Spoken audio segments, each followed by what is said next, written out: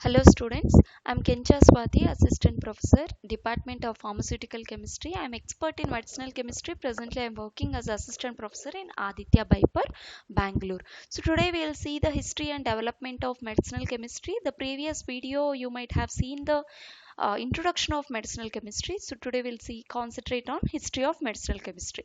See, many years ago, the people were started using a variety of natural products.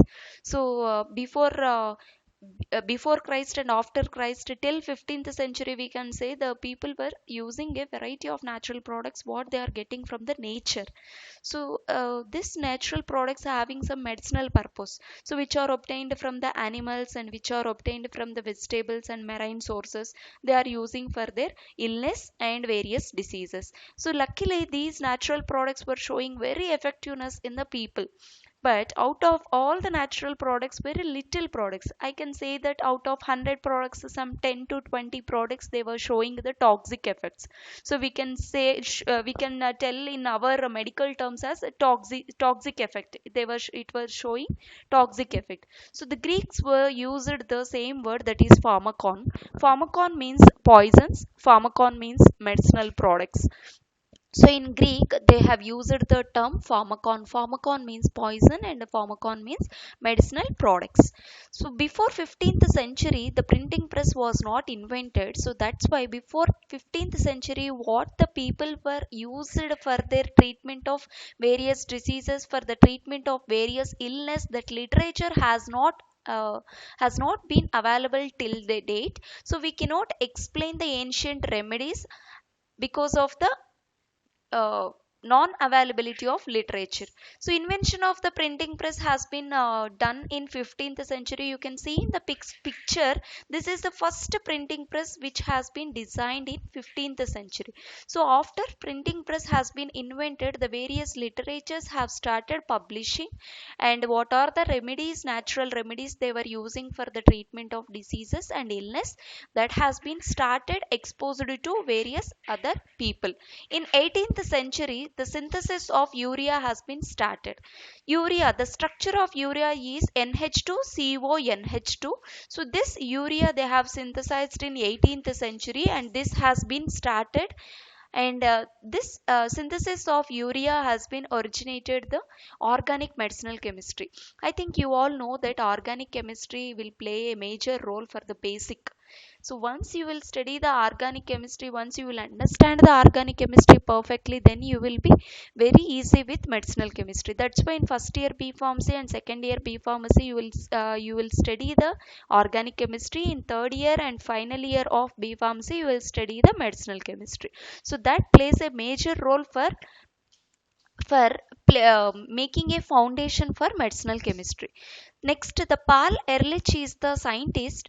After 18th century, the Paul Ehrlich has prepared one theory, that is a side chain theory. So this side chain theory is giving this method of approach is now is still in use. This is one of the best basic technique which is used to design and evaluate various new drugs in medicinal chemistry. So presently, if we want to design or evaluate a new drug in medicinal chemistry, then we can use this theory which has been proposed by Paul Ehrlich. So later, after Paul Ehrlich side chain theory, they have introduced the two terms, that is lethal dose 50 and effective dose 50. You can see here chemotherapeutic index. Chemotherapeutic index means the chemicals which we are used, which we are introduced, or which we have designed, that will show the therapeutic activity. So how much therapeutic activity it is showing and how much toxic activity it is showing, that together we'll understand by chemotherapeutic index. So let's see the two terms, LD50 value and ED50 value. Chemotherapeutic index will give us LD50 value and ED50 value. The first one is LD50 value.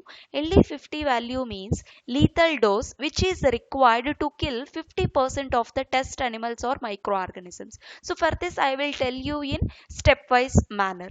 So first we'll design the drug, we'll design a new compound by using various basic methods, and after designing a new compound, it will enter into the preclinical trials.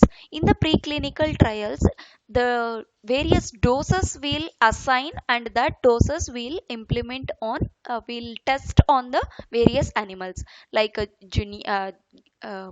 rats, mice, or rabbits, like that test animals, and microorganisms. If we are checking for the antimicrobial activity or antibiotics, then we will perform it on microorganisms. So here the dose, if it will kill 50% of the test animals, then that particular dose will consider it as lethal dose.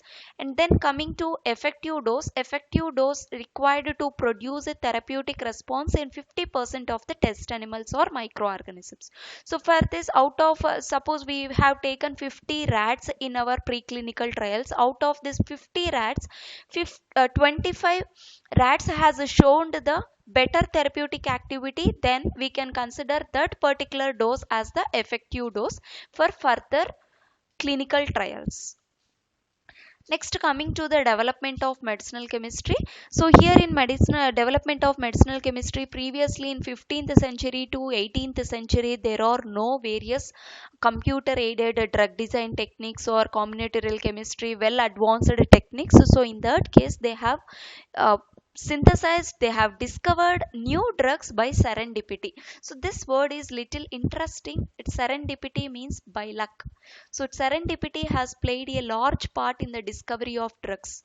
So till now, various drugs which we have which we have discovered, like penicillins, which are the major breakthrough for the antibiotics, which is major breakthrough for chemotherapy, so that is by luck. So for example, we'll see development of penicillin by Florey and Chain. So this Florey and Chain are the two scientists, so who are the medical chemist. They are working in the Oxford University along with their fellow associates. And this development of penicillin means they have designed the penicillin structure, they have synthesized the penicillin artificially, also we can synthesize the penicillin structure, and from the first penicillin they have designed various different types of the penicillin. The first penicillin which has been developed is benzyl penicillin. From the benzyl penicillin, till now we are using amoxicillin, cloxicillin, nafcillin. So these all has been developed from the first penicillin, that is benzyl penicillin. This Florey and Chain and its associates from the Oxford University, they have developed penicillin because of Alexander Fleming. So what Alexander Fleming has done here? So Alexander Fleming is another microbiologist. He was doing his work in microbiology lab, and he has noticed that staphylococcus, various species of the staphylococcus in the media, culture media, has been inhibited by the fungi, that is Penicillium notatum. You can underline here, Penicillium notatum is the fungal microorganism which is excreting the penicillin, and this penicillin, which is a chemical agent, is inhibiting the staphylococcus microorganisms. So he has noticed that point, and he has explained to the world. So from this point, the Florey and Chain and its associates from the Oxford University, they have developed the various penicillins. And from the penicillins, we all know that from the penicillins, cephalosporins, aminoglycosides, tetracyclines, polypeptides, macrolides, so all these has been evolved. So next, later, after this serendipity, they again, the computerized molecular modeling techniques and combinatorial chemistry techniques are the modern techniques which has been introduced in the year 1970s and 1990s. So present, in this present situation, if we want to synthesize, if we want to design a new drug, means we have to follow this computer aided drug design and computer aided various chemistry techniques. Thank you. Please subscribe my YouTube channel.